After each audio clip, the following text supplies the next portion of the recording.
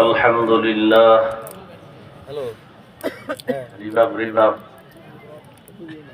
الحمد لله الذي جعل الشمس والقمر بحسبان والنجم والشجر يسجدان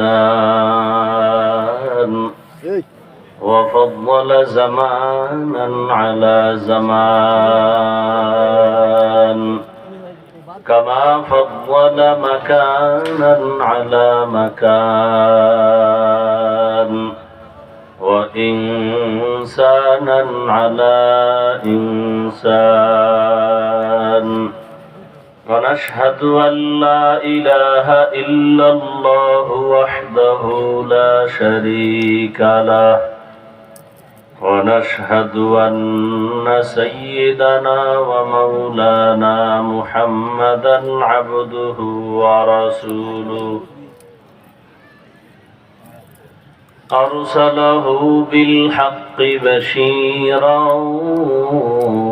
ونذيرا وداعيا إلى الله بإذنه وسراجا منيرا اللهم صل على محمد النبي الأمي وعلى آله وسلم تسليما وبعد فأعوذ بالله من الشيطان الرجيم بسم الله الرحمن الرحيم وما خلقت الجن والإنس إلا ليعبدون وقال رسول الله صلى الله عليه وآله وسلم لا طاعة لمخلوق في معصية الخالق أو كما قال النبي عليه الصلاة والسلام صدق الله مولانا العظيم صدق رسوله النبي الأمي الكريم ونحن على ذلك من الشاهدين والشاكرين والذاكرين والحمد لله رب العالمين سبحانك لا علم لنا إلا ما علمتنا إنك أنت العليم الحكيم رب اشرح لي صدري ويسر لي أمري واحلل عقدة من لساني يفقه قولي حقیقت کھل جائے گی بوقت امتحان تیرے کہ سستی میں یا محنت میں گزاری زندگی تو نے محمد نے آ کر کفر کو مٹایا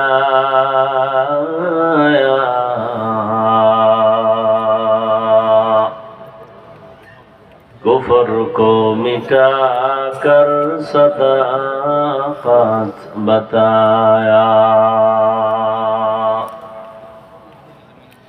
دین کی سورج ڈوب رہی ہے ہم لوگوں کی سامنے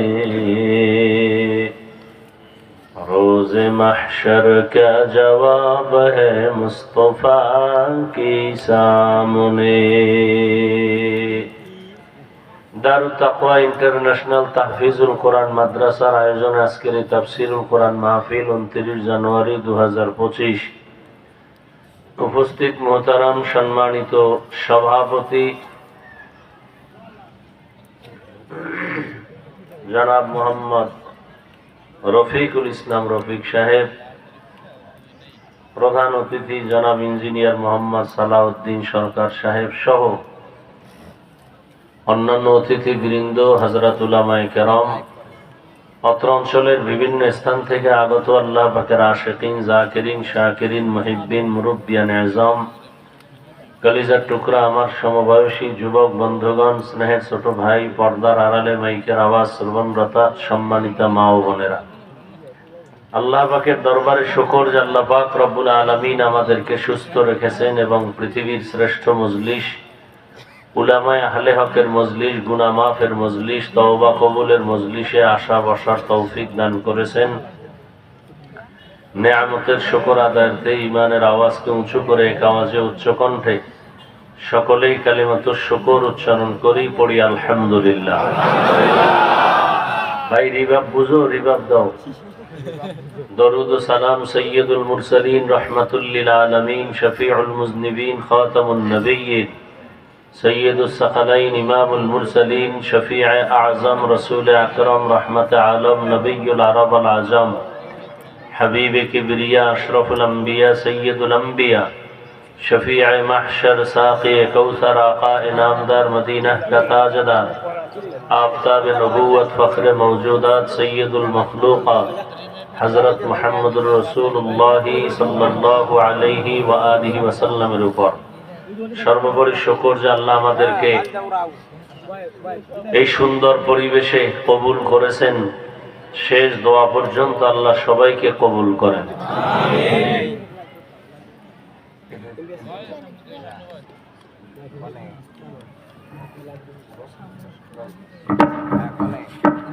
আপনাদের মনে হয় পেটে খুব ক্ষুধা? আচ্ছা, যদি কোনো ক্ষুধা লেগেও থাকে বাদাম খাইলে কমবে?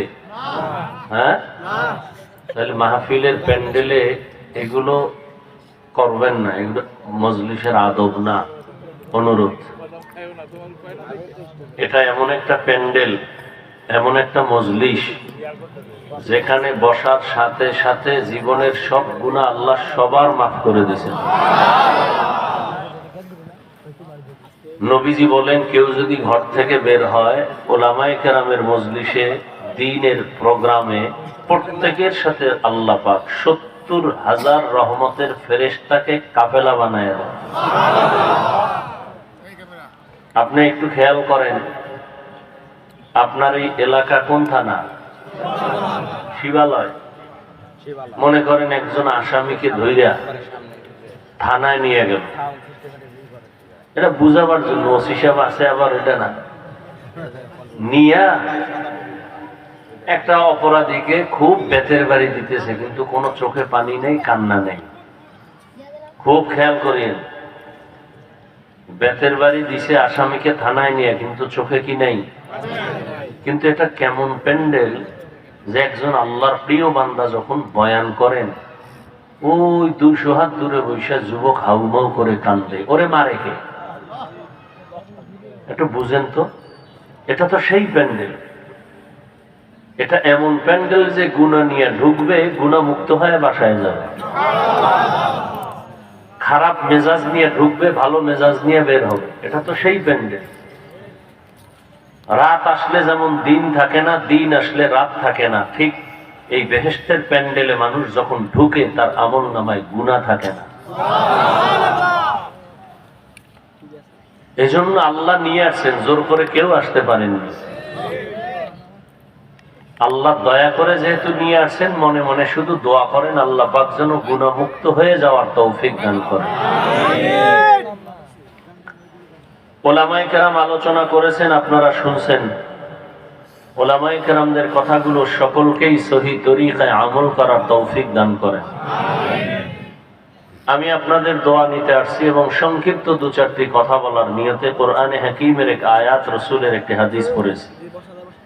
ইখলাস ও রুহানিয়াতের সমন্বয়, সহিহ নিয়তে, সহিহ তরিকায় সহিহ কিছু কথা বলার মতো, শুনবার মতো আমাকে আপনাদের সকলকে দয়াময় আল্লাহ তৌফিক দান করেন। ওয়ামা খালাকতুল জিন্না ওয়াল ইনসা ইল্লা লিয়াবুদুন। এই আমি বলছি, শোনো নাই তুমি?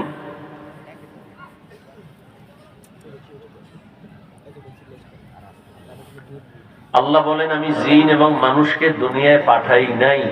হ্যাঁ, পাঠিয়েছি একমাত্র আমার ইবাদতের জন্য। নবীজি বলেন, লা তাআতা লি মাখলুকিন ফি মাসিয়াতিল খালিক। আল্লাহকে অসন্তুষ্ট করে পৃথিবীর ভিন্ন কারো আদেশ নিষেধ মেনে নেওয়া হারাম। আল্লাহকে বেজার করে মা বাবা ভাই বোন পরিবারের কোনো মুরব্বী পীর ওস্তাদ কারো কথাই মানা যাবে না। এক কথায় জবাব, দুনিয়ার সকলকে অসন্তুষ্ট করা সম্ভব, কিন্তু মুমিন আল্লাহকে অসন্তুষ্ট করা সম্ভব না। আল্লাহকে সন্তুষ্ট করেই আমাদেরকে জীবন যাপন করার তৌফিক আল্লাহ দান করেন। তো আল্লাহ পাক দুনিয়াতে মানুষ প্রথমে বলছেন আমি পাঠাই নাই, হ্যাঁ পাঠিয়েছি। একথা ঘুরাইয়া না বলে ডাইরেক্ট যদি বলেন যে আমি মানুষ পাঠিয়েছি ইবাদতের জন্য, একথা না বলে প্রথমে আল্লাহ পাক নেতিবাচক শব্দ বললেন, আমি মানুষকে পাঠাই নাই, হ্যাঁ পাঠিয়েছি আমার ইবাদতের জন্য। কারণ কি? এর কারণ হলো আল্লাহ মানুষের জেহেনকে, ব্রেনকে পরিপূর্ণ প্রথম কথা দিয়া খালি করে দিলেন, সাফ করে দিলেন। ও মানুষ, তোমাকে আমি আল্লাহ সৃষ্টি করি নাই, হ্যাঁ এখন তুমি মাথায় নাও তোমাকে সৃষ্টি করেছি, তোমার জীবনে কাজ একটা, দুই কাজ না, সেই কাজ হলো ইবাদত। ইবাদত কি? ইবাদত কেন? ইবাদত কিভাবে? ইবাদত কি? এর সংক্ষেপ জবাব হলো আল্লাহর হুকুম বাস্তব জীবনে বাস্তবায়ন করার নাম ইবাদত। আল্লাহর হুকুম জীবনের প্রত্যেকটা সেক্টরে বাস্তবায়ন করে চলার নাম কি? ইবাদত। কেন এটা করব? ইবাদত কেন? ইবাদত করার একমাত্র কারণ আল্লাহর সাথে মোলাকাত, বিনিময় পুরস্কার পাবো জান্নাত। এখন ইবাদত কেমনে করব? এর এক কথায় জবাব হলো ইবাদত হবে একমাত্র, শুধুমাত্র, কেবলমাত্র রাহমাতুল লিল আলামিনের আদর্শ অনুযায়ী। এর বাইরে কোনো ইবাদত নেই। নবীর আদর্শ বাদ দিয়া আর কারো ইবাদত চলবে না। হ্যাঁ, এখানে আমি বলি আমার থেকে, নবীজির আদর্শ থেকে যদি আরো সুন্দর কোন আদর্শ কারো কাছে থাকে, তাহলে আমি হাফিজুর রহমান বলতেছি, আমি নবীজিরটা বাদ দিয়া তারটা নিব। ১৫০০ বছর পর্যন্ত দুনিয়াতে বহু আদর্শের ফেরি হয়েছে, জমিনে বাজার হয়েছে। কেউ যদি এখানে দাঁড়ায় বলতে পারেন, জয় হাফিজ সাহেব, নবীজির আদর্শ থেকে শেখ মুজিবুর রহমান সাহেবের আদর্শ ভালো, নাউজুবিল্লাহ, পরে আমারটা শুনেন। যদি কেউ বলতে পারে গ্যারান্টি দিয়া, তাহলে আমি নবীজিরটা বাদ দিয়া তারটা নিব। নাম্বার ২, কেউ যদি বলতে পারে যে নবীজির থেকেও আরো সুন্দর আদর্শ এরশাদ সাহেবের মধ্যে ছিল, আমি সেটা নিব, নবীরটা বাদ দিয়া। যদি কেউ বলতে পারে নবীজির আদর্শ থেকে আরো ভালো আদর্শ জিয়াউর রহমান সাহেবের মধ্যে, আমি সেটা নিব, নবীরটা বাদ দিয়া। কিন্তু এখানে অনেক শিক্ষিত মানুষ আল্লাহর মোহাব্বতে বলেন, বলার মতো সাহস আছে? আচ্ছা, এদের উপরে যারা আছে, আব্রাহাম লিঙ্কনের গণতন্ত্র, মাও Zedong, Lenin, Karl Marx, Plato, এক কথায় আমি জবাব দেই এভাবে, পৃথিবীর সমস্ত মানুষের বানানো আদর্শ নাপাক, একমাত্র মদিনাওয়ালা রসুলের আদর্শই হলো পাক। এবার প্রশ্ন, নাপাক কেন? তার দেমাগ নাপাক, খায় নাপাক, 3 বেলা ভাত খাইয়াও মদের বোতল লাগবে, বিড়ি টানবে, গাঞ্জা টানবে, তাহলে আর মস্তিষ্ক ঠিক থাকে? মদ পান করে কেউ জিকির করছে? মদ পান করেই বউরে মা কয়, কথা ঠিক নেই? তাহলে তার দেমাগ ঠিক?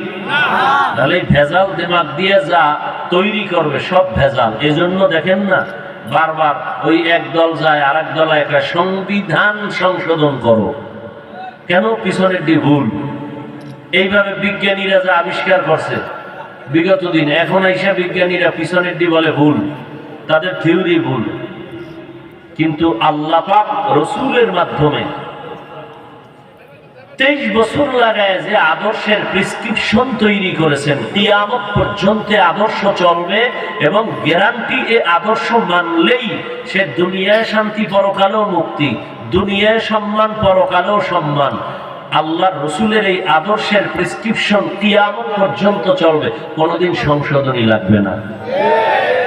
কেউ যদি বলে ইসলাম সংশোধনী দরকার, বলতে হবে তোমার বিবেকের সংশোধন দরকার, ইসলাম নয়। ইসলাম ছাড়া শান্তির কোনো ঠিকানা নেই। আমি আপনাদের থেকে জানতে চাই, আমরা হুজুরেরা বয়ান করি কোরআন হাদিস দিয়া, তার মানে কি কোরআন হাদিস শুধু আখিরাতেরই বয়ান আছে, দুনিয়ার লাইনের বয়ান নাই? মানুষের জীবনের দুনিয়ার সব ক্ষেত্রের সমাধান কি ইসলাম বা কোরআনে আছে? আছে। এই কথাটা ভালো করে মনে রাখবেন। তো হুজুরেরা যেমন আখিরাতেরও পথ দেখাবেন, দুনিয়ারও পথ দেখাবেন, শান্তির পথ। মক্কায় রসুল আসছেন এমন এক মুহূর্তে, যে মুহূর্তের মানুষগুলো মক্কার পৃথিবীর ইতিহাসে নিকৃষ্ট চরিত্রহীন খারাপ ছিল। এই ইতিহাস, এই কথা কেউ জানে না এমন কেউ নেই। সবাই বলে আইয়ামে জাহেলিয়াত, বর্বরতার যুগ।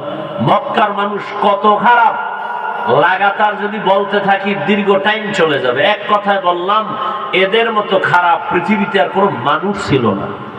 এখন প্রশ্ন এখানে আরো জটিল। আপনাদের এখানে মসজিদ আছে না? মসজিদের পাশে বাড়িওয়ালা আছে না? আছে। আরো আশেপাশে আছে।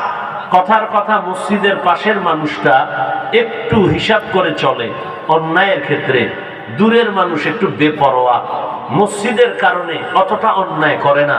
বলে মসজিদ তো, এই জন্য বেশি অন্যায় করা যায় না, বেপরোয়া ভাবে চলা যায় না।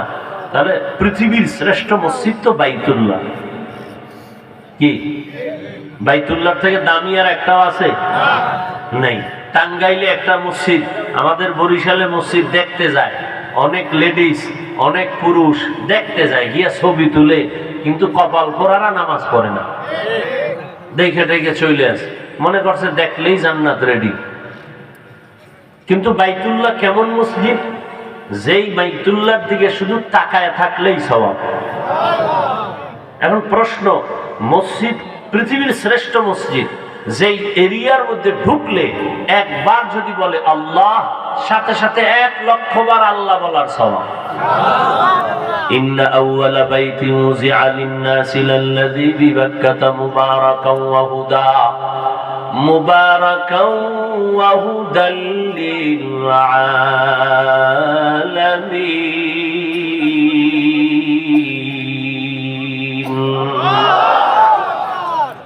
বাইতুল্লাহ এমন দামি ঘর, যেই ঘরের আঙ্গিনায় বান্দা যখন একটা সেজদা দেয় 1,00,000 বার সেজদার সওয়াব। বান্দা যদি একবার আলহামদুলিল্লাহ বলে 1,00,000 বার আলহামদুলিল্লাহ বলার সওয়াব। এত বড় দামি একটা ঘর, সেই বাইতুল্লাহর পাশের মানুষগুলো এত কেন খারাপ? অন্য জায়গার মানুষ খারাপ হতে পারে, তবে বাইতুল্লাহর মানুষ খারাপ হলে একটু কম হবে।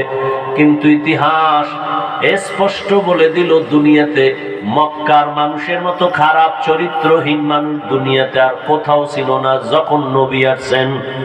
কারণ কি? অনেক কারণের এক কারণ, মক্কার মানুষ এত খারাপ হওয়ার পেছনে বড় কারণ, এদের কোনো অভিভাবক ছিল না। ঈসা নবী চলে যাওয়ার পরে 500 বছরের উপরে এই মানুষগুলো কোনো মুরব্বী নাই, গার্ডিয়ান নাই, কোনো অভিভাবক নাই। যেই ঘরের মধ্যে অভিভাবক থাকে না ওই ঘর এলোমেলো, যেই মসজিদের ইমাম খতিব থাকে না সে মসজিদ এলোমেলো, যেই সন্তানের মা বাবা থাকে না ওই সন্তান এলোমেলো, যেই দেশের একজন ভালো সরকার থাকে না সেই দেশটাও যেন কেমন এলোমেলো। আমার অভিভাবক আছে? নাই। সবাই অভিভাবক, সবাই নেতা, সবাই সরকার। মক্কার মানুষ 500 বছর পর্যন্ত কোনো অভিভাবক পায় নাই। 500 বছর আগে একজন অভিভাবক ছিলেন কে? ঈসা আলাইহিস সালাম। তিনি চলে গেছেন, অভিভাবক নাই। মানুষগুলো কেমন যেন নিজে নিজে অভিভাবক ভাইবা। তখন সে চলতেছে, নিজে যেটা করে এটাকেই সঠিক মনে করে। ভুল ধরার কেউ নাই। কে ভুল ধরবে? আমি তো বড়, আমার ভুল আবার ধরবে কে? আমি তো সবার উপরে, আমার কম আছে নাকি? এই ভাব যখন অন্তরে আসে, বেপরোয়া ভাব, আমার কোনো জবাবদিহিতা নাই। যেই মানুষ মনে করবে আমি স্বাধীন, ওই মানুষ পদস্খলন হবে মরার আগে। যেমন আপনাদের উদাহরণে ভাবে, আপনাদের এই বাজার কি বাজার? এই বাজারে কুকুর আসেনি? আছে। সারাদিন দৌড়াদৌড়ি করে, সারাদিন দৌড়াইয়াও কুকুর সকাল থেকে রাতের বেলা একই জায়গায় হাজির।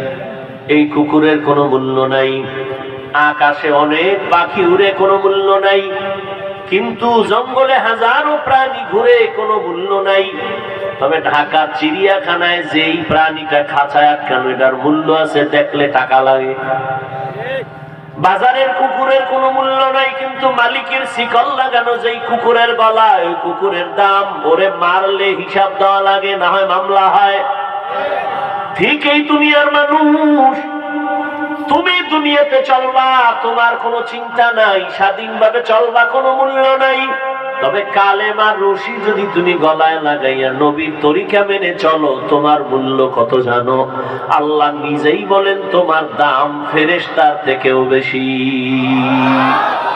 গরবা সূরত আদমি ইনসাবুদে আহমদ বু জাহলো হামেক সাবুদে আদমিয়ত লাহমো শাহম পুশতে নিস আদমিয়ত জুজরে জয়ে দোস্তে নিস।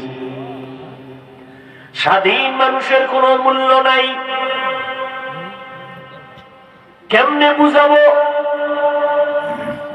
রহমতের নবীর বিদায়, খেলাফতের দায়িত্বে চলে আসলেন আবু বকর, রাষ্ট্র পরিচালনা করেন।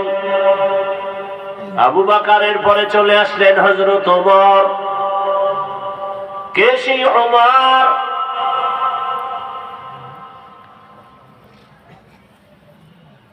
কালকে কিতাবে দেখলাম ওমরের ইতিহাস, কারণ নামের মধ্যে আগুন লাগানো। কেমনে কয়? ওমরের ভাগ্য কত ভালো।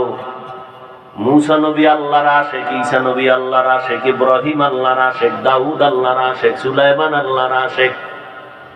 এক কথায় দুনিয়ার সব নবী পয়গম্বর আমার আল্লাহ তাআলার আশিক, আর আমার আল্লাহ নিজে হলেন শুধু মুহাম্মদের আশিক। ঠিক তেমনি ভাবে আবু বকর নবীর আশিক, ওসমান নবীর আশিক, আলী নবীর আশিক, আবু হুরায়রা নবীর আশিক, হুযায়ফা নবীর আশিক, খাব্বাব খুবাইব নবীর আশিক। এক কথায় সব সাহাবায়ে কেরাম আমার নবীজির আশিক, আর আমার নবী হলেন একা ওমরের আশিক। ব্যবধান আছে না নাই? ওমর লিখতে তিনটা অক্ষর লাগে, আইন মিম রা।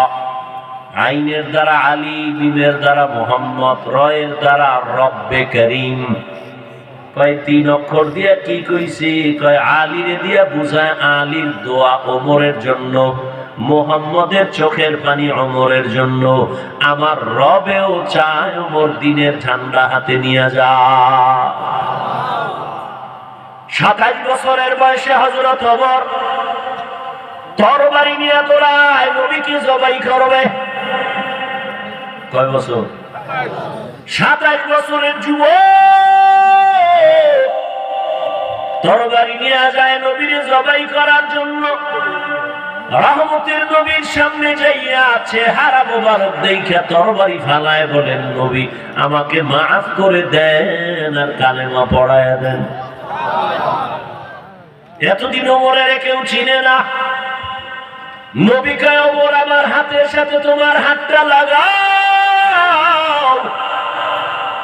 ওমরের হাতের সাথে রহমতের নবীর হাত লাগছে তো পাওয়ার হাউসের থেকে চার্জ যখন চলে গেল ওমরের ভেতরে, ওমরের দাম এই পরিমাণ বেড়ে গেল।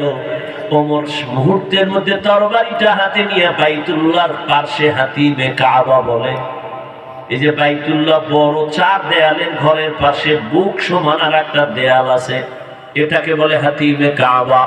ওমর তরবারি নিয়ে দাঁড়ায় বলে, এই বেঈমান, মুহাম্মদের বিরুদ্ধে কথা বললে মুহাম্মদের প্রয়োজন নাই, আমি ওমরের তরবারির সামনে দাঁড়ায় যাও। কেমন বেড়া যে ওমর এখন রাস্তা দিয়া চললে ওই পথে কোন শয়তানও চলে না। এক মিনিট চিন্তা করেন তো, এটা কেমন মানুষ যে শয়তান ভয় পায়? যেই শয়তান আমার আল্লাহর সামনেও মাথা তেরা হইয়া এরপরে আল্লাহকে যুক্তি দিছে আদমের সেজদা দিবে না, সেই শয়তান ওমরের দেখলে বড় ভয়। একটা যুবক একটা মদের বোতল নিয়ে হাঁটতেছে, হঠাৎ করে দেখে রাস্তার অপর দিক থেকে ওমর আসতেছে। ওমরের দেখে যুবকের ভয়, শরীর কাঁপতেছে, কারণ ওমরের মেজাজ এত গরম, কথার আগে তরবারি রেডি। যুবক মদের বোতল ফালাইতো পারে না, চোখে চোখ লেগে গেল। এবার মনে মনে ডাক দিছে, হে মালিক, আর জীবনে মদ মুখে নিব না, তুমি আমারে ওমরের থেকে বাঁচায়া দাও। ওমর সামনে এসে কয়, যুবক বোতলটা দাও। যুবক কাঁপতেছে, কাঁপো কেন? দে। যুবক বোতলটা যখন ওমরের হাতে দেয়, যেই বোতলে এত মদ, ওমর তাকায় দেখে এক ফোঁটা মদও নাই, পুরা বোতলের মধ্যে সাদা দুধে ভরা। আর কেদার খৌফে হক দর দিল মদাম জন্নাতুল মাওয়া দেহত উরা মাকাম জুজবা হক চি জে মাখাজ ইনসু জা ফজলে উআ মস্তে দর জুমলা জাহা মান ইয়াহদিল্লাহু ফাহুয়াল মুহতাদ ومن يضلل فلن تجد له وليا مرشدا। আল্লাহ যদি চান কাউকে হেদায়েতের মালা পরাবেন, সে পরে ফেলবে। আর যদি কপাল খারাপ হয়ে যায়, তো আমি হাফিজুর রহমান কেন, মক্কা মদিনার ইমাম কেন, স্বয়ং রাসূলও যদি বয়ান করে, বেঈমানের কপালে কালেমার রশি লাগে না। যেই রহমতের নবীকে এক নজর দেখলে জাহান্নামের আগুন হারাম, কেমন মায়ার নবী আমার, যে রহমতের নবীর চেহারা দিয়ে তাকাইলে এক সপ্তাহের ক্ষুধা থাকে না। কেমন মায়ার নবী, ওই রহমতের নবীকে একদিন দুদিন না, টানা 13 বছর দেখলো, বয়ান শুনলো, তারপরেও কালেমা পড়লো না। কত বড় নিকৃষ্ট বেঈমান! নাম জানেননি? আবু জাহাল 13 বছর দেখলো নবীরে, বয়ান শুনলো, কালেমা পড়লো না। আর ওমরের মতো বান্দা 27 বছরে নবীকে জবাই করতে গিয়া কালেমা হয়ে গেল, কালেমাওয়ালা হয়ে গেল। এর নাম কপাল। আল্লাহ যারে কবুল করবেন, ওই বান্দা দিনের জন্য তৈরি হয়ে যাবে। এজন্য মাওলানা হওয়া লাগবে না, মুফতি হওয়া লাগবে না। আল্লাহ যারে কবুল করে, জেনারেল লাইনে রাইখাও এরকম ওসি সাহেবের মতো কবুল করে নেয়। আমাদের দেশের সব এসপি, ডিসি, ওসি যদি এরকম হয়, আমার ওয়াজ লাগবে, এত আন্দোলন লাগবে? হ্যাঁ, যাত্রা গানে অনুমতি লাগে না ওয়াজের জন্য, পাগল হয়ে যা, জুতা ক্ষয় করতে হয় খালি অনুমতির জন্য।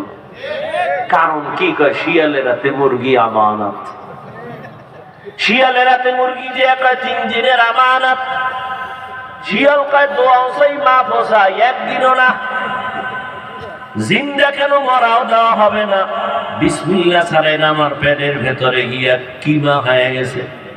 শিয়ালের হাতে মুরগি দিয়া আমানত রাখা যেমন বোকামি, এই জমিনে কোন আল্লাহর নাফরমান হারামখোর দুনিয়াদারের হাতে ধর্মের চাবি দেওয়াটাও তেমন বোকামি। দিছে কে? জিবরাইল। কে দিছে? দেখছেন নি কত চালাক? কে দিছে? আমরা কইতে লজ্জা লাগে। ভোটের আগের রাত্রে যে পায়খানার নামে টাকা খাইছেন, তাতে লজ্জা লাগে নাই? চেয়ারম্যানের পাগল বানায় ফেলাইছে। কিও তুমি ভোট নেবা না? কথা টাকা দাও না কেন? বড় রাত্রে হাদিয়ার বস্তা পাঠাও, দিতে দিতে দিতে দিতে চেয়ারম্যানের খালি, আর কি দিবে, আর কি দিব, কয় বাড়ি বেচ। বাড়ি বেচবো? বলে হ্যাঁ বেচো। আমার উপায় কি? কয় আমগো চেয়ারে যায়, আমগো আবার তুমি খাইবা, এত টেনশন কেন? চেয়ারম্যানকে বুদ্ধি তোমার জীবনে কেউ দেয় নাই, নে তোরেই দেই। তাহলে চেয়ারম্যান আগে হারাম খাইলো না জনগণ খাইয়া চেয়ারম্যান শিখাইলো? হ্যাঁ, লেখা রাখো, জনগণ যদি হারামখোর হয় নেতাও হারামখোর হবে, জনগণ যদি সুদখোর হয় নেতারাও সুদখোর হবে, আর জনগণ যদি আদর্শ নামাজি হয় নেতারাও নামাজি হবে। তুকু যাওয়া সুন্নতে আহমদ কুজাবা মুহাম্মদ কৈবুয়াত নিসবত তোরা মান আহাব্বা সুন্নতি কওলে রসুল মজদায়ে কানা মাই হাম কুন কবুল। এরে আল্লাহর বান্দারা, মক্কার চূড়ান্ত মানুষ এত খারাপ, ওই মানুষগুলো রহমতের নবীর ছোঁয়া পাইয়া আদর্শ মেনে এত দামি হয়ে গেল। আল্লাহ পাক জিবরাইল আমিনকে বলে লিস্টি দিয়ে দিলাম, নবীর হাতে দাও, এই লিস্টিতে যাদের যাদের নাম আছে ঘোষণা দিতে বলো, এরা বিনা হিসাবে জান্নাতি। মক্কার যেই মানুষগুলো খারাপ, রহমতের নবীর আদর্শ পাইয়া সেই মানুষ জান্নাতের সার্টিফিকেট দুনিয়াতেই পেয়ে গেলেন। মাত্র 13 বছরের মেহনত, কোনদিন নবী একটা গালিও দেন নাই। কেমন মায়ার নবী আমার, যে নবী 63 বছর হায়াতে কোনদিন মিথ্যা কথা বলেন নাই, জীবনে কাউকে গালি দেন নাই, হাজারো গালি শুনছেন, নবী গালির জবাবও দেন নাই। শুধু কি তাই, রহমতের নবী আমার কোনদিন চোখ দুইটা গরম করিয়া কারো দিকে নবীর রাগে তাকান নাই। কেমন মায়ার নবী, কপাল পোড়া মুসলমান ওই নবীরে এখনো চিনলা না। যদি নবীরে চিন্তা, তোমার দ্বারা কোনদিন কোন মানুষ কষ্ট পাইত না। আজকে পশু পশুরে কত মায়া করে, আর মানুষ তুমি এত দামি, কিন্তু তোমার চরিত্র কেন খারাপ? মা বাবাকে সন্ত্রাসী কর্মকাণ্ড ভাব অন্তরে জমা করে, সন্তান চায় মাকে মারবে, স্বার্থের টানে বাবাকে মারবে, মা বাবার সন্তানকে মেরে ফেলে, স্ত্রী স্বামীকে, স্বামী স্ত্রীকে। অর্থাৎ কেমনে বলবো, পশু পশুর এত পরিমাণ ক্ষতি করে না, এই নিমক হারাম মানুষ হইয়া মানুষের যে ক্ষতি করে। রাস্তায় একটা কুকুর মইরা গেলে কষ্ট লাগে, মানুষের মাইরা ফেলাইলে কষ্ট নাই। অথচ রহমতের নবী বলেন, ক্বালা রাসূলুল্লাহ সাল্লাল্লাহু আলাইহি ওয়া আলিহি ওয়াসাল্লাম, খায়রুন নাস মান ইয়ানফাউন নাস। জমিনে সবথেকে ভালো মানুষ তারা যার দ্বারা অন্যের উপকার হয়, ক্ষতি হয় না। ও মানুষ, কি মানুষ হইছো? তোমার আমার দ্বারা কি অন্যের কোনদিন উপকার হলো কিনা? ও আমার কলিজার যুবক, তোমার এই 20-30 বছর হায়াতে বলো, তোমার দ্বারা মা খুশিনি, তোমার ব্যবহারে বাবায় খুশিনি, তোমার আচরণে কোনো মুরব্বী খুশিনি, শিক্ষক খুশিনি, আলেমরা খুশিনি, তোমার দ্বারা কোনোদিন কোনো মানুষ কষ্ট ছাড়া নিরাপদে আছে কিনা বলো? নাই, নাই। তুমি কেমন মানুষ হইলা?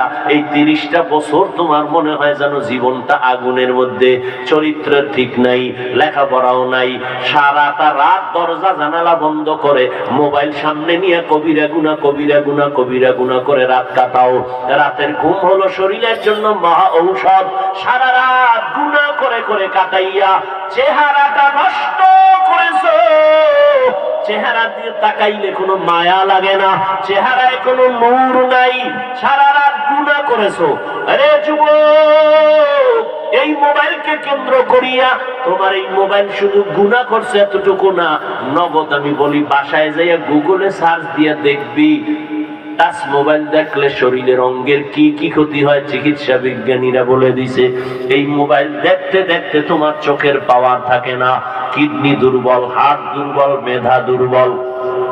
এখন দেখো না, একটু পড়তে লইলে মাথা ঘুরানি শুরু হয়ে যায়, আর পড়তে পারে না।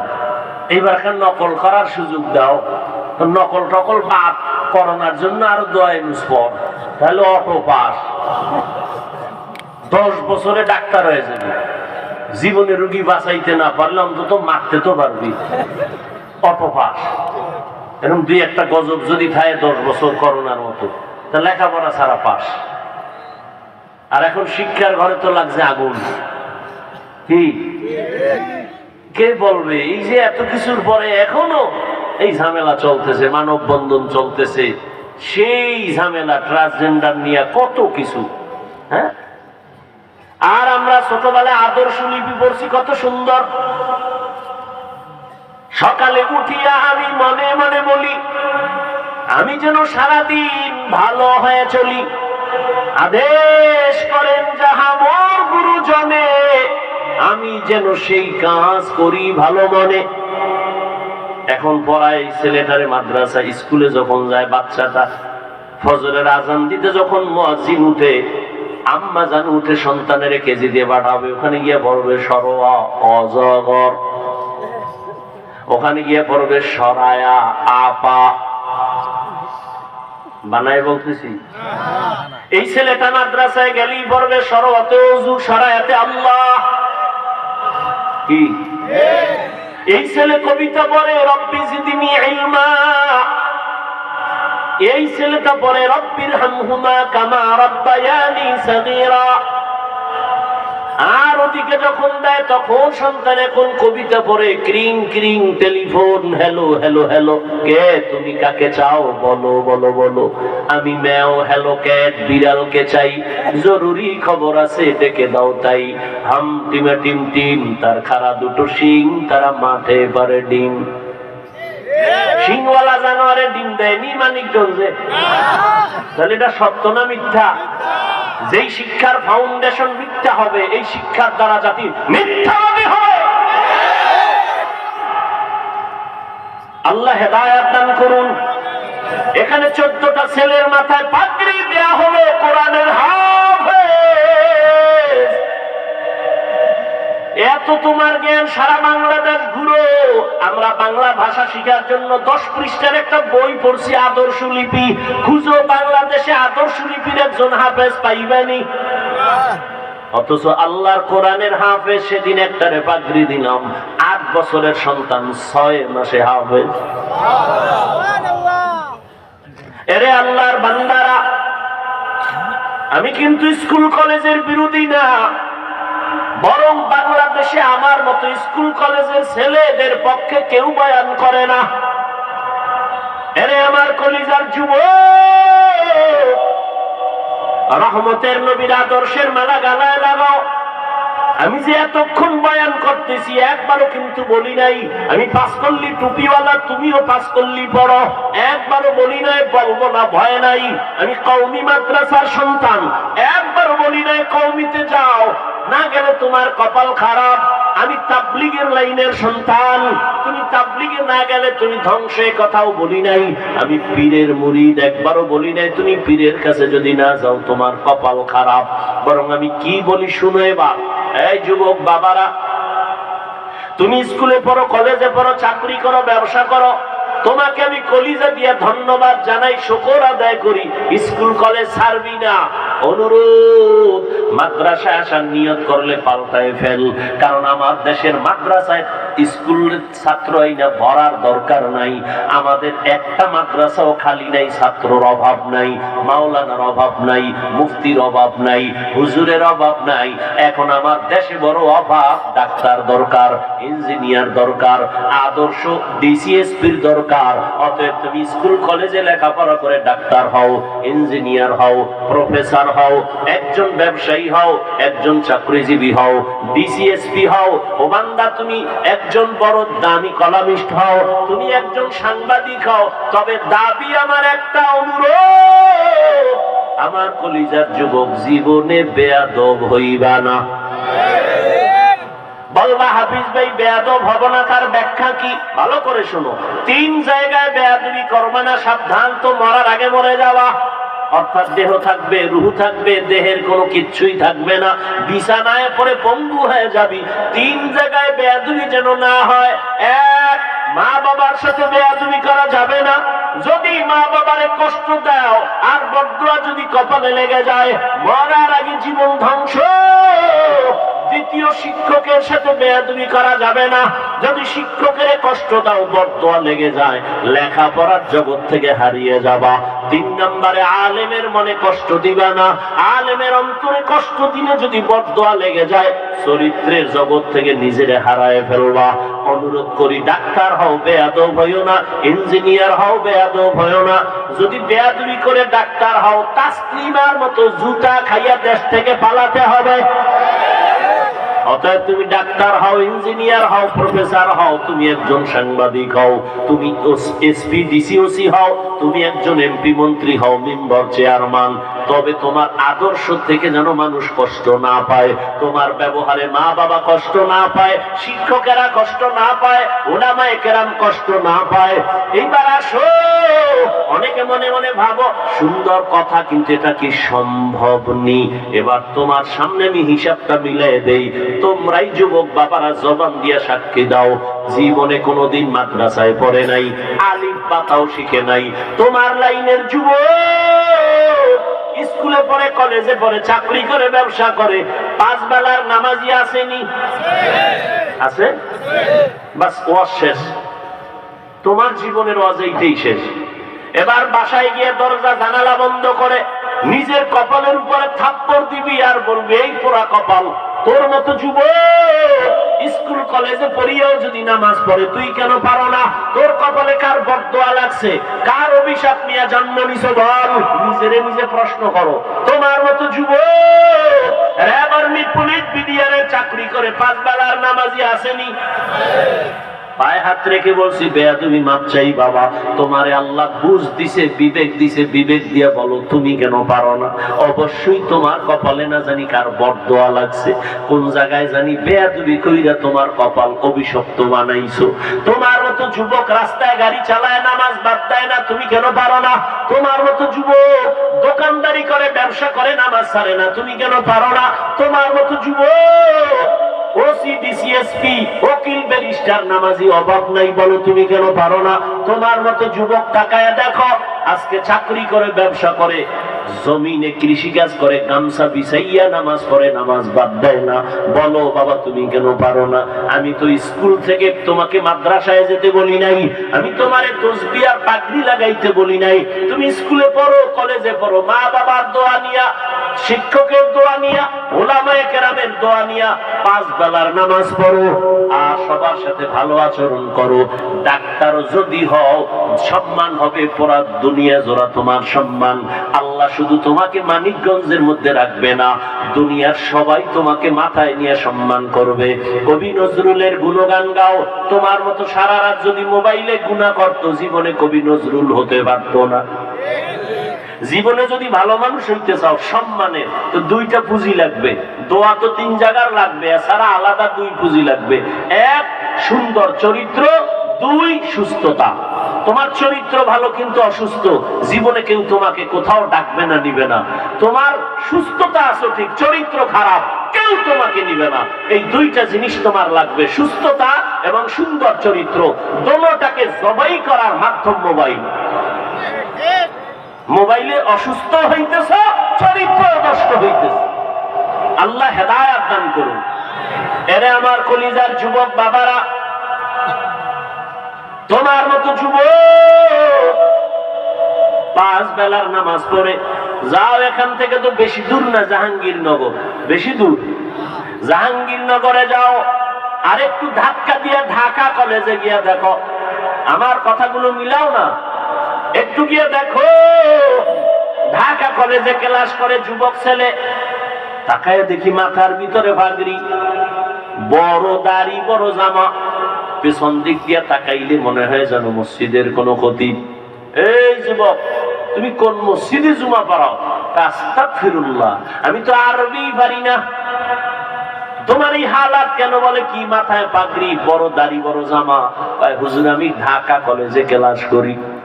এই অবস্থায়? বলে হ্যাঁ এই অবস্থায়। এটা আসলো কেমনে? মা বাবার দোয়া আর উলামায়ে কেরামের নেক নজর। ওলামায়ে কেরামের নেক নজর লাগছে। আমি কলেজে ক্লাস করি, টুপি ফালাই না, পাগড়ি ফালাই না, দাড়ি ফালাই না, নামাজ ছাড়ি না, জামা খুলি না। আমি কি শিক্ষকেরা কিছু কয়নি? কয় তো, কয় ছেলেটার মতো ভালো কেউ নাই। শিক্ষিকারাও দোয়া করে, আমি কি তোর ক্লাসে কি মাইয়া নাই? ক্লাসে তো মাঝে মাঝে আড্ডায় ডাকে না? কাহা ডাকে। আমার বন্ধুরা যখন কয় চল আমরা একটু পার্কে যাবো, আড্ডা দিব, আল্লাহর কুদরত বুঝি না, মাইয়ারা আমার পক্ষ হইয়া কয়, এই ও আল্লাহর পথে আছে, ওরে ডিস্টার্ব করিস না, ছেড়ে দে। এ বানাই বলতেছি। হেদায়েতের মালিক আল্লাহ। যুবক,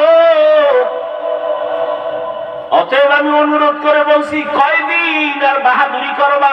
আরে মানুষের মনে একটা শখ থাকে, শখ নাচ গান দেখতে জানি কত মজা, শখ থাকে না? ওটা তোমার মধ্যে যেমন আছে, আল্লাহর কসম আমার মধ্যেও আছে, কিন্তু আমি একবারও ঢুকি না এর মধ্যে, দরজায় তালা মেরে দিছি। আল্লাহর কাছে কাঁদতেছি, আল্লাহ এই পথ থেকে বাঁচাও। আর তুমি যুবক তো কতবার ঢুকছো ওই পথে, এখনো কি ফিরবা না? তোমার এখনো কি শখ মিটে নাই? তোমার মনে চাইছে পার্কে যাবা, গেছো তো, এখনো কি শখ মিটে নাই? তোমার মনে চাইছে নামাজ পড়বা, না পড়ো নাই, এখনো কি শখ মিটে নাই? মনে চাইছে দাড়ি কাটবা, কেটে ফেলেছো, এখনো কি শখ মিটে নাই? আর কতদিন, কত রাত ঘরের মধ্যে মোবাইলে জেনার গুনাহ, চোখের গুনাহ দেখলে তোমার আর শখ মিটবে? তারপরে তওবা করবা বলো। আর কতদিন নামাজ ছাড়া থাকলে তোমার আশা পূরণ হবে? তারপরে তওবা করবা বলো। আর কতদিন পার্কে পার্কে দৌড়াইলে তোমার মনের আশা পূরণ হবে? তারপরে তওবা করবা বলো। এবং এটাও বলো, তোমার হায়াত আছে কতদিন? ইদানিং কিন্তু খেয়াল করিও যুবক বাবারা, যত লাশ দেখি বেশি মরে যুবক, আর অসুস্থটি মরে না। বুড়া মানুষ অসুস্থ, ডাক্তার কয় যা পারো খাওয়ায় দাও, বাঁচবে না। কিন্তু দেখি সেই বুড়া লাঠি লইয়া হাঁটে, আর তার সামনে সুস্থ ভাইটা মরে গেল ছোট। করোনার দিয়ে তাকাও, যুবকের লাশ। ছাত্র জনতার আন্দোলনে তাকাও, যুবকের লাশ। পানির নিচে তাকাও, যুবকের লাশ। ঘরের ঘুমের বিছানায় তাকাও, যুবকের লাশ। পানির মধ্যে লাশ, কি বলে যুবকের লাশ। ডাক্তার কয় কোন রোগ নাই, তো মরলো কেন? কয় নতুন একটা হঠাৎ রোগ বাইরেছে। হঠাৎ রোগ? হঠাৎ রোগ কি বলি? স্ট্রোক। হঠাৎ কয় বুকে ব্যথা, ব্যথা কইয়া হইয়া বইরেই নাই। আর তোমরা দেখছেন পাগলের পাগলামি, রাস্তার পাগলও নিজের ভালো বুঝে। তোমার মেধা এত নষ্ট, চাও বেশি দিন বাঁচবা, কিন্তু যে আকাম করো তাড়াতাড়ি মরার আকাম। তোমাকে মরণের আর এক ফাঁদের নাম বাইক। কি? হ্যাঁ, এটা আর এক মরণ ফাঁদের নাম বাইক। এটার উপরে উঠলেই খালি কি এর শীত, আগুন বাইরা শরীরে খালি আগুন। চাদর মেদর ফালা একা আমার কোনো শীত নাই, বাইক উঠছে তো আগুন। আর পেছনে যদি কোনো বিপরীত পাশ থাকে তো আরো আগুন, ঠিক নেই? সকাল 10টার সময় ঘুম থেকে ওই টাকা আম্মু কি বলে, আমি একটু মানিকগঞ্জ বাজারে যাব। কেন? বলে মা আমার এক বন্ধুর সাথে মোলাকাত। টাইম কত? বলে 1 ঘন্টার মধ্যে চলে আসবো। বাইক ওইটা একটা ধাম করে দৌড় মারছে। মা কান সজাগ রাখছে, ঘড়ির দিকে তাকায়, আমার বাবা 1 ঘন্টার মধ্যে চলে আসবে। 1 ঘন্টা, 2 ঘন্টা, 3 ঘন্টা আম্মা জানের অন্তরে বাড়ি মারছে। টেলিফোন রিং হয়, কেউ রিসিভ করে না। দীর্ঘ টাইম কে যেন রিসিভ করে, বলে কে তুমি? বলে মোবাইল আলার মা। কর বাবা নাই, আছে দে বাবার কাছে। মা দৌড়ায় কয় ধরো তোমার ছেলের মোবাইল। জানি কে দৌড়ে কথা কয়, ধরো। বাবা এখানে লাগায়, বলে কে তুমি? বলে কে তুমি? বলে আমি ছেলের বাবা, মোবাইল আলার বাবা। কয় বাড়ি কই? কয় যে বাড়ি আমার এই দিকে। দ্রুত চলে আসো, তোমার ছেলের লাশটা নিয়ে যাও। বাইক রাস্তার এক পাশে পড়ে আছে, আর তোমার ছেলেটা রাস্তার পাশে পড়ে মাথা সহ ভেঙে রক্তক্ষরণ হচ্ছে। দ্রুত নিয়ে যাও। আমি বানাই বলতেছি, বাঁচতে চাও বেশি, যা আকাম করো এটা কি বেশি দিন বাঁচার আকাম? তাড়াতাড়ি মরবি। মরণ ফাঁকটা কিনে ফেলাইছো, মায়েরে জ্বালাইয়া বাবারে জ্বালাইয়া ঘুম হারাম কইরা এইবার কইছে আমার বাইক দাও। কে? তাড়াতাড়ি মরবো। কি তাড়াতাড়ি মরতে চাইলে বাইক চালা, তবে তো বিসমিল্লাহ নাই। গুনাহ করার চেষ্টা করি না তসবিহ হাতে গাড়ির মধ্যে, এরপরও কি পরিমাণ দোয়া করতে করতে জিহ্বায় পানি থাকে না। আল্লাহ চলতেছি সারা রাত গাড়ির মধ্যে, আল্লাহ তুমি হেফাজত করো, সূরা এই সূরা সেই সূরা, এই দরুদ সেই দরুদ পড়তে পড়তে জান থাকে না। আর তুই বিড়ি টানবি আর আরামে চালাবি হুন্ডা, তোরা কেউ মারবে না। এটা ভাবো কেমন? যাইতেছ আকাম করার নিয়তে, তুই সুস্থ বাড়ি আসবি, এটা কেমনে সম্ভব? বাইকে উঠছে, একজনের মারতে রওনা হইছে, বুদ্ধি কইরা নিজে মরে গেছে। একজনের ক্ষতি করার নিয়তে বাইকে দৌড়াও, আল্লাহ তোর সুস্থ রাখবে তা হতে পারে না। অনুরোধ করে বলি, হেদায়েতের মালিক আল্লাহ। জীবনে তো কম অন্যায় করো না, এখনো ফিরে আসো, তওবা করো। আমারে শুনান লাগবে না, মনে মনে নিজেরে বলো, আরে মন কত আর গুনাহ করবি, জীবনে তো কম করো না, এখন তওবা কর। মনে মনে আমার আল্লাহরে ডাক দাও, হে মালিক জীবনে গুনাহ তো কম করি নাই, আমার গুনার খবর আমার মা বাবা ভাই বোনেরা কেউ জানে না। ও আল্লাহ, আর গুনাহ নিয়ে কবরে যাব না, তওবা করতে চাই। মা বাবার দোয়া নিয়া, শিক্ষকের দোয়া নিয়া, ওলামায়ে কেরামের পরামর্শ নিয়া, নবীজির আদর্শ মেনে চলবো, নামাজ পড়বো, স্কুলে পড়ি, কলেজে পড়ি, চাকরি করি, ব্যবসা করি, নামাজ ছাড়বো না। ও আমার পর্দার আড়ালের মা বোনেরা, এতক্ষণ আপনাদের সন্তানদের যত বয়ান শুনাইলাম, আপনাদের দোয়া না থাকলে এগুলি কোনোদিন বাস্তবায়ন হবে না রে মা। কারণ গাছ ভালো হলেই তো ফল ভালো হবে। আম্মা জান, আপনাদের কারণেই তো সন্তানের আদর্শ সুন্দর হবে। এই দুনিয়ায় যত ভালো ভালো সন্তান আছে মায়ের কারণে, ভালো ভালো সন্তান মায়ের অবদানের কারণে। এক মিনিট একটা ঘটনা শুনাই। মদিনাতুল মুনাওয়ারা থেকে ভারতে আসেন একজন আল্লাহর বান্দা, দাওয়াত নিয়ে ঘুরে ঘুরে ঘুরে ঘুরে দাওয়াত দেয়। সবাই তার নাম জানেন, খাজা মঈনুদ্দিন চিশতি আজমিরি রহমাতুল্লাহ আলাইহি। কিতাবে লেখে 90 লক্ষের উপরে বিধর্মী তার হাতে কালেমা পড়ে ফেলেছে। খাজা মঈনুদ্দিন তার মায়ের সামনে খুব আনন্দ। আম্মা জানকে এত আনন্দ কেন? আম্মা জান শুকুর, লক্ষ লক্ষ বিধর্মী আমার হাতে কালেমা পড়েছে। আম্মা জান ডাক দিয়া কয়, রে মঈনুদ্দিন, এগুলো তোর কোনো বাহাদুরি না, সব আমি মায়ের অবদান। খাজা মঈনুদ্দিন বলে, আম্মা জান তোমার অবদান কি? এরে পর্দার আড়ালের আম্মারা, এরে আম্মা জান, আপনাদের কত দাম। আপনারা নবীদের মায়ের মতো দামি মা, সাহাবায়ে কেরামদের মায়ের মতো দামি মা, হাফেজে কোরআনের মায়ের মতো দামি। এরে আম্মা জান, আপনারা তো খাদিজা রাদিয়াল্লাহু আনহার মতো দামি, ফাতেমা রাদিয়াল্লাহু আনহার মতো দামি, আয়েশা রাদিয়াল্লাহু আনহার মতো দামি। শুনেন খাজা মঈনুদ্দিনের মা কি বলে। খাজা মঈনুদ্দিনের মা ডাক দিয়ে কয়, রে মঈনুদ্দিন, তুই যেদিন আমার গর্ভে আসছো, আল্লাহর জাতের কসম, আমি ওই দিন থেকে একটা রাতেও ঘুমাই নাই। রাতের গভীরে যায় নামাজ বিছাইয়া আমি মালিকের দরবারে কান্না করেছি আর বলেছি, হে মালিক, আমার কলিজার সন্তানটারে তুমি তোমার ওলি হিসাবে কবুল করো। এরে মঈনুদ্দিন, তুই দুনিয়াতে যেদিন আসছো এতটুকুই না, আল্লাহর জাতের কসম, তুই যেদিন দুনিয়াতে আসছো আমি মা করে যতদিন আমার দুধ পান করাইছি, আল্লাহর কসম, আমি মা তোর মুখে একটা ফোঁটা দুধ বিনা ওযুতে দেই নাই।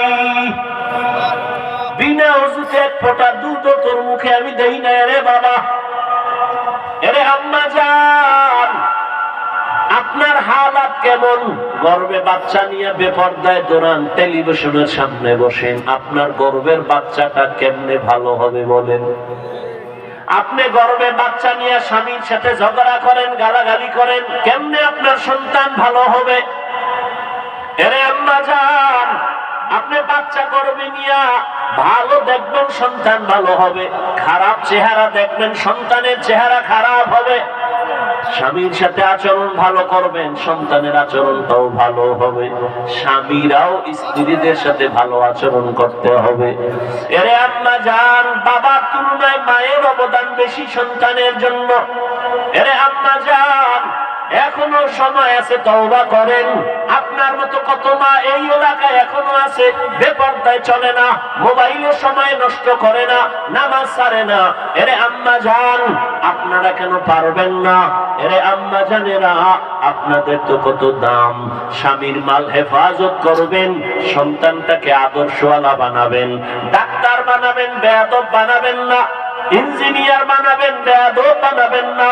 আপনার সন্তানের আচরণে কোনোদিন শিক্ষক, আলেম ওলামা, মা বাবা কষ্ট না পায়। কষ্ট পেলেই, কষ্ট পাওয়াটাই একটা বদদোয়া। এরে আম্মা জান, এখনো সময় আছে, তওবা করে আল্লাহর কাছে মনে মনে বলেন, হে আল্লাহ, জীবনে তো বেপরদায় কম চললাম না, আজকে থেকে তৈরি হলাম, আর নামাজ ছাড়বো না, স্বামীর মাল খেয়ানত করব না, আর মোবাইলে সময় নষ্ট করব না, সন্তানটাকে আদর্শওয়ালা বানানোর চেষ্টা করব।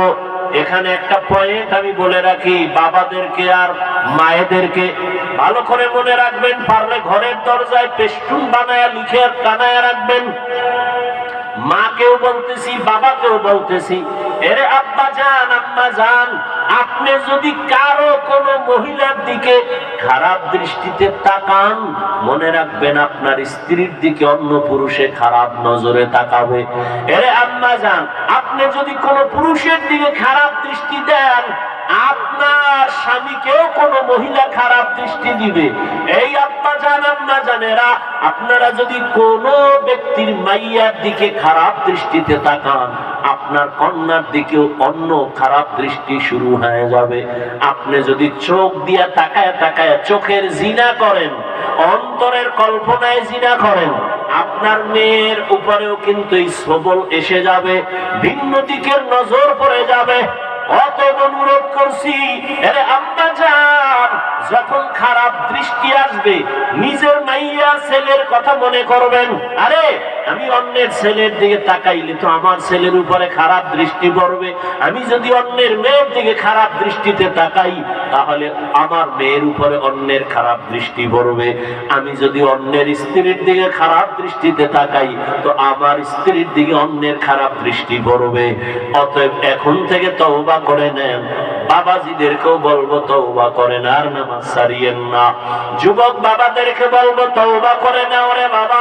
মনে মনে আল্লাহকে বলো, হে আল্লাহ, জীবনে আর নামাজ ছাড়বো না, আর বেপরদায় চলবো না, মা বাবারে কষ্ট দিব না। উলামায়ে কেরামের দোয়া নিয়া, শিক্ষকের দোয়া নিয়ে নবীজির তরিকা মেনে চলবো, আল্লাহর হুকুম জীবনে বাস্তবায়ন করব, নবীর আদর্শ মেনে চলবো। নবীর আদর্শ মানিয়ে ব্যবসা করো, বাধা নাই। নবীর আদর্শ মতে চাকরি করো, বাধা নাই। তোমার ব্যবসায় জান্নাত দিবে যদি নবীর আদর্শ মেনে তুমি চাকরি করো, চাকরি জান্নাতের পথ পাইবা। নবীর আদর্শ মেনে যদি তুমি ডাক্তারি পড়ো, ডাক্তারি পড়াও জান্নাতের পথ সুগম হয়ে যাবে। আল্লাহর কাছে তওবা করো। কয়দিন আর দুনিয়ায় বাঁচবা? ও আমার যুবক বাবারা, আমিও যদি আজকে তোমার মতো প্যান্ট শার্ট টাই লাগায়া জামা কাপড় ফালায়া চলতাম, কেউ বাধা দিত না। কিন্তু চিন্তা করে দেখলাম, আল্লাহর কোরআন সত্য, নবীর কথা সত্য, কোনো মিথ্যা নাই। ১৫০০ বছর পর্যন্ত বহু ভুল বের করার পণ্ডিতেরা অপচেষ্টা করিয়াও পারে নাই। ওই কোরআনে গুনাহগারের জন্য জাহান্নাম, নেক আমলের জন্য জান্নাত। আল্লাহ কোরআনে বলেছেন, ইন্নাল আবরারা লাফি নাঈম ওয়া ইন্নাল ফুজ্জারা লাফি জাহিম। ও আল্লাহর বান্দারা, বিজ্ঞানীরা বলে জমিন থেকে ৯,৩০,০০,০০০ মাইল উপরে সূর্য, ওই গরম সইতে পারি না। কিন্তু গুনাহগারের জন্য হাসরের মাঠ বড় ভয়ঙ্কর। সূর্য মাথার উপরে চলে আসবে, ওদিকে জাহান্নামের আওয়াজ।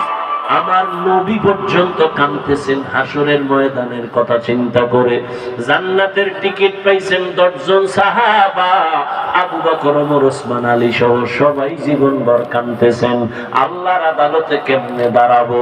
আজকে তুমি আমি যতই বাহাদুরি করি না কেন, কিয়ামতের ময়দানে সবাই উলঙ্গ দাঁড়াবে, নারীরাও পুরুষেরাও উলঙ্গ।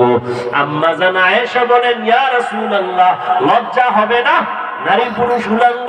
নবীজি চোখে পানি ছেড়ে কয়, আয়েশা, লজ্জা কখন কেউ কারো দিকে তাকাবার হুঁশই থাকবে না। কেমন ভয়ঙ্কর হবে হাসরের মাঠ। অতএব এখনো সময় আছে, তওবা করে নাও রে বাবা।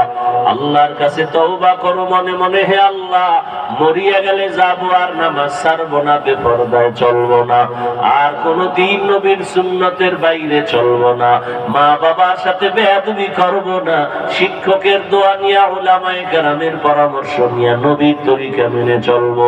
তওবা করার মতো যদি অন্তর তৈরি হয়, মুনাফিকি যদি না থাকে, খাঁটি তওবার নিয়তে দুটো হাত আমার আল্লাহকে দেখাইয়া দাও। আয় আল্লাহ, হাতগুলো কবুল করে নেন, তওবা কবুল করে নেন, তওবার উপরে মজবুত হইয়া চলার মতো তৌফিক দান করেন, আমিন। আলহামদুলিল্লাহি রাব্বিল আলামিন, ওয়াসসালাতু ওয়াসসালামু আলা সাইয়্যিদিল আমবিয়া ওয়াল মুরসালিন ওয়া আলা আলিহি ওয়া আসহাবিহি আজমাইন। يا أرحم الراحمين، يا أرحم الراحمين، يا أرحم الراحمين، رب ارحمهما كما ربياني صغيرا. اللهم إنك عفو كريم تحب العفو فاعف عنا. اللهم إنا نسألك رضاك والجنة ونعوذ بك من سخطك والنار. আয় আল্লাহ তাআলা, আমরা গুনার বোঝা নিয়ে আপনার দরওয়াজায় হাজির। কত উলামায়ে কেরাম, মুরব্বি, হাজী সাহেব, আয় আল্লাহ, এলাকার কত আপনার গোলামরা এখানে হাত তুলেছেন, পর্দার আড়ালের মা বোনেরা হাত তুলেছেন। আয় আল্লাহ, আমার কলিজার যুবক, আমার ছাত্র ভাই, মেহেরবানি করে আমাদের সবাইকে আপনি মাফ করে দেন। আয় আল্লাহ, জীবনের গুনাহ থেকে আমাদের পবিত্র করে দেন। আয় আল্লাহ, মাহফিল কবুল করে নেন, আয়োজনকারী, সহযোগিতাকারী, দান সদকাকারীদের কবুল করে নেন, এলাকায় শান্তি দান করেন। আয় আল্লাহ, মা বোনদের আবেদা পর্দাওয়ালা বানায় দেন, সন্তানগুলো নেককার বানায় দেন। আয় আল্লাহ, যারা লেখাপড়া করে পরীক্ষার্থী কামিয়াবি দান করেন। আয় আল্লাহ, যারা ব্যবসা চাকরি করে রুজি রোজগারে হালাল ভাবে বরকত বাড়ায় দেন, অভাবীদের অভাব দূর করে দেন। আয় আল্লাহ, আমার কলিজার যুবকদের দ্বীনের খাদেম বানায় দেন। আয় আল্লাহ, নামাজি, কোরআন পড়নেওয়ালা বানায় দেন, মোবাইলের গুনাহের থেকে হেফাজত করেন, উলামায়ে আহলে হকের বন্ধু বানায় দেন। আয় আল্লাহ, সারা দুনিয়াবাসীকে মাফ করে দেন, বাংলাদেশ শান্তির দেশ বানায় দেন, জুলুম থেকে হেফাজত করেন। আয় আল্লাহ, সুন্নাতওয়ালা জিন্দেগি দান করেন। আয় আল্লাহ, নবীজির মুহাব্বতে আমাদের কবুল করে নেন, নবীজির রওজা বাইতুল্লাহ জিয়ারতের জন্য কবুল করে নেন, নবীজির রওজায় গিয়া সালাম দেওয়ার তৌফিক দান করেন, বাইতুল্লাহর গিলাফ ধরে লাব্বাইক বলার তৌফিক দান করেন। আয় আল্লাহ, দিলের নেক আশা পুরায় দেন, আমাদের সন্তানগুলো নেককার বানায় দেন। আয় আল্লাহ, মাদ্রাসা কবুল করে নেন, ছাত্র ওস্তাদদের কবুল করে নেন, যারা ভালোবাসে তাদেরও কবুল করে নেন। আয় আল্লাহ, সমস্ত শিক্ষা প্রতিষ্ঠান নবীর আদর্শে কবুল করে নেন। ও দয়ার মালিক, সবার দিলের নেক আশা পূরণ করে দেন, মুখালিফের মুওয়াফিক বানায় দেন, জাহিরি বাতিনি দুশমনের মোকাবেলায় বিজয় দান করেন। আয় আল্লাহ, ইলম ও হিকমত আমলে বরকত বাড়ায় দেন, উলামা তোলাবা উম্মতের অন্তরে ইজ্জত মুহাব্বত রহব বাড়ায় দেন, চলার পথে হেফাজত করেন, সমস্ত আমলগুলো দায়ী ভাবে আদায়ের তৌফিক দান করেন। আয় আল্লাহ, আল্লাহ নামাজি বানায় দেন, নামাজ কাজা হওয়া থেকে হেফাজত করেন। আয় আল্লাহ আমরা যারা হাত তুলেছি জানি নাই ময়দানে কারায়াতি জীবনে আর কোনদিন বাবারে দেখবেও না, বাবা বলে ডাক দিতেও পারবে না। অনেকে আবার মা হারা অসহায়, আয় আল্লাহ গুনার কারণে দিলটা পাথর, চোখে পানি নাই। আয় আল্লাহ গুনাহমুক্ত জীবন দান করে, আয় আল্লাহ সবার কবর জান্নাত বানায় দেন। কুতুবউদ্দিন নামের এক বান্দা দুনিয়ায় নাই, দোয়া চেয়েছেন তাকে জান্নাত দান করেন। আয় আল্লাহ আমরা যারা বেঁচে আছি হায়াত বাড়ায় দেন, অসুস্থ যারা সুস্থ করে দেন। আয় আল্লাহ নেক আমলের তৌফিক দান করেন, গুনাহের প্রতি ঘৃণা জমায়া দেন। আদবওয়ালা জীবন আমাদের দান করেন, বেয়াদবি থেকে হেফাজত করেন। মা বাবার দোয়া নিয়ে চলার তৌফিক দান করেন, শিক্ষকের দোয়া, উলামায়ে কেরামের নেক নজর নিয়ে চলার তৌফিক দান করেন। আয় আল্লাহ দীর্ঘ নেক হায়াত দান করেন, সারা দুনিয়ায় খেদমতের জন্য কবুল করে নেন। আওয়াজে কথায় রুহানিয়াতে স্পষ্টতা নবীজির মুহাব্বতে বাড়ায় দেন। আয় আল্লাহ ময়দানে ভরপুর হাজিরির দ্বারা কামিয়াবির ফয়সালা করে নেন। আয় আল্লাহ মাদ্রাসার খেদমত করি কবুল করে নেন। অনেক অর্থ জায়গার প্রয়োজন কুদরতের দ্বারা ব্যবস্থা করে দেন আল্লাহ।